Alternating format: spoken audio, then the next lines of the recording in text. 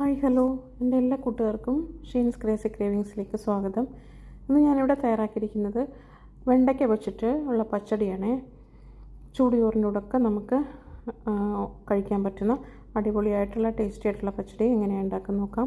ഞാനിവിടെ ഒരു 10-12 വെണ്ടയ്ക്ക എടുത്ത് വെച്ചിട്ടുണ്ട്. അതിൻ്റെ ഇതിങ്ങനെ രണ്ട് സൈഡും നമുക്ക് കട്ട് ചെയ്ത് കളഞ്ഞിട്ട് ഇതുപോലെ ചെറുതായിട്ടൊന്ന് വട്ടത്തിൽ അരിഞ്ഞെടുക്കാം. അപ്പോൾ ഇനി വേണ്ടത് പച്ചമുളക്, ചുവന്നുള്ളി, ഇഞ്ചി ആവശ്യത്തിന് കുറച്ചേറെ എടുത്തിട്ടുണ്ട്. ഇനി നമുക്ക് 1 കപ്പ് തേങ്ങ വേണം. ഞാനിതിനകത്തുനിന്ന് 2 ചുവന്നുള്ളി അതിലേക്ക് ഇട്ട് കൊടുക്കുകയാണ് തേങ്ങയിലേക്ക്. ഇനി നമുക്ക് ബാക്കിയുള്ളതൊക്കെ ചെറുതായിട്ടൊന്ന് നീളത്തിൽ അരിഞ്ഞെടുക്കാം. ഞാനിനി ഈ തേങ്ങയിലേക്കും 2 ചുവന്നുള്ളിയിലേക്കും നമ്മൾ 1/2 ടീസ്പൂൺ ഉപ്പും അതുപോലെ തന്നെ 1/4 ടീസ്പൂൺ കടുകും കൂടി ഇട്ടൊന്ന് നല്ലതായിട്ട് അരച്ചെടുക്കുകയാണ്. ഇനി നമുക്ക് ചട്ടി അടുപ്പത്ത് വെച്ചിട്ടൊന്ന് ചൂടാക്കാം. ചട്ടി ഞാൻ എടുത്തിരിക്കുന്ന എന്ത് പാത്രം വേണേലും നമുക്ക് വെക്കാവുന്നതാണ്. അപ്പോൾ അതിലേക്ക് എണ്ണ ഒഴിച്ച് കൊടുത്തിട്ടുണ്ട്. ഇനി നമുക്ക് അരിഞ്ഞു വെച്ചിരിക്കുന്ന ഇഞ്ചി അതുപോലെ തന്നെ പച്ചമുളകും പിന്നെ ചുവന്നുള്ളിയും കൂടെ ഇതിലേക്ക് ഇട്ട് കൊടുത്തിട്ട് നന്നായിട്ടൊന്ന് വഴറ്റിയെടുക്കണം. വഴറ്റിയെടുത്തതിന് ശേഷം പിന്നെ നമുക്ക് ഈ അരിഞ്ഞു വെച്ചിരിക്കുന്ന വെണ്ടയ്ക്കയും കൂടെ ഇട്ടൊന്ന് കൊടുത്തിട്ട് നന്നായിട്ടൊന്ന് വഴറ്റിയെടുക്കണേ. അതിൻ്റെ വഴുവഴുപ്പും എല്ലാം ഒന്ന് മാറിക്കിട്ടാൻ വേണ്ടിയിട്ട് നന്നായിട്ടൊന്ന് വഴറ്റിയെടുക്കണേ. അപ്പോൾ എൻ്റെ ചാനൽ ഇതുവരെ സബ്സ്ക്രൈബ് ചെയ്തിട്ടില്ലാത്തവരൊന്ന് സബ്സ്ക്രൈബ് ചെയ്തൊന്ന് സപ്പോർട്ട് ചെയ്യണേ. അപ്പോൾ കാണുന്ന അടുത്തുള്ള ബെൽ ബട്ടണും കൂടെ പ്രസ് ചെയ്യണം. അപ്പോൾ കാണുന്ന ഓൾ ബട്ടണും കൂടെ എനേബിൾ ചെയ്യുമ്പോൾ ഞാനിടുന്ന എല്ലാ വീഡിയോസിൻ്റെയും നോട്ടിഫിക്കേഷനും കൂടെ നിങ്ങൾക്ക് കിട്ടുമേ. അപ്പോൾ എല്ലാവരും ഒന്ന് ഇതുപോലെ ഒന്ന് അറിയാത്തവരൊന്ന് ട്രൈ ചെയ്ത് നോക്കണേ. നല്ല ടേസ്റ്റി ആയിട്ടുള്ള പച്ചടിയാണേ. അപ്പോൾ ഇത് ഞാൻ ഇഞ്ചിയും പച്ചമുളകും അതുപോലെ തന്നെ ഉള്ളിയും കൂടിയിട്ട് ഒന്ന് വഴറ്റിയെടുത്തിട്ടുണ്ട്.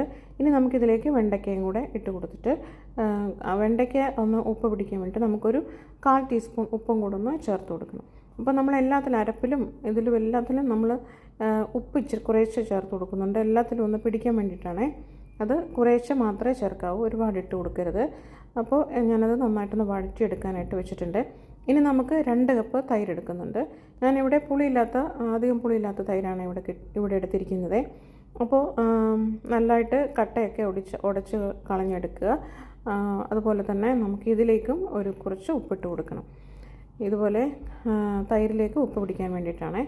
അങ്ങനെ അരപ്പിലും വെണ്ടയ്ക്കയിലും തൈരിലും എല്ലാം ഞാൻ കുറേശ്ശെ ഉപ്പിട്ട് കൊടുത്തിട്ടുണ്ട്.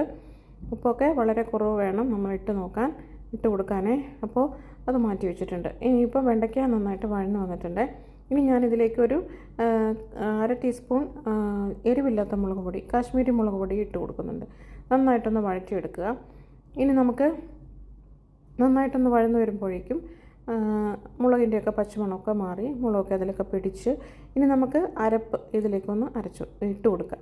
അപ്പോൾ അരപ്പിൽ ഞാൻ പറഞ്ഞല്ലോ തേങ്ങയും അതുപോലെ തന്നെ 2 ചുവന്നുള്ളിയും ഉപ്പും ചേർത്ത് മാത്രമാണ് അരച്ചെടുത്തിരിക്കുന്നത്.